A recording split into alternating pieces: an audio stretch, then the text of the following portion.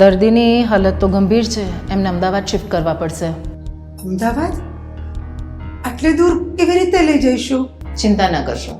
રાજ્ય સરકારે ગંભીર દર્દીઓ માટે અત્યાધુનિક સાધનો સાથે એર એમ્બ્યુલન્સની સેવા શરૂ કરેલ છે અને એની અંદર હાઈલી ક્વોલિફાઈડ ડૉક્ટર્સની ટીમ પણ હાજર હોય છે. ડૉક્ટર, તો આ એર એમ્બ્યુલન્સની સેવા લેવા માટે મારે શું કરવાનું?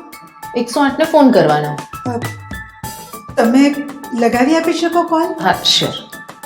નમસ્તે, 108 ઇમરજન્સી સેવાથી વાત કરું છું. ઇમરજન્સી છે સર આપને કોઈ? હા, મારે એર એમ્બ્યુલન્સની જરૂર છે. આપને એર એમ્બ્યુલન્સની સુવિધા મળી રહેશે, ચિંતા ના કરશો.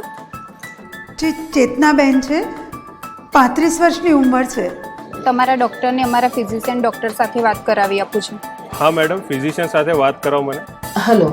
હા નમસ્તે ડૉક્ટર, હું ફિઝિશિયન બોલું છું. મને પેશન્ટની કન્ડિશન જણાવી આપો. હાજી, દર્દીને મેં તપાસી લીધા છે અને એર એમ્બ્યુલન્સમાં સફર કરી શકે એમ છે. હું મુખ્ય જિલ્લા તબીબી અધિકારી બોલું છું. ચેતનાબેનના ડૉક્ટર સાથે મારે વાત થઈ ગઈ છે અને મેં પોતે પણ ચકાસણી કરી લીધી છે.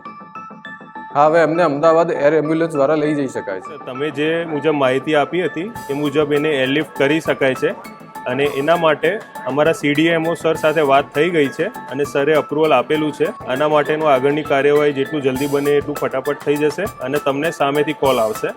તમે પેશન્ટને સ્ટેબલ કરીને તૈયાર રાખજો. જી, થેન્ક યુ. નમસ્તે સર, 108 કંટ્રોલ રૂમમાંથી વાત કરું છું. હું ગુજસેલમાંથી બોલું છું.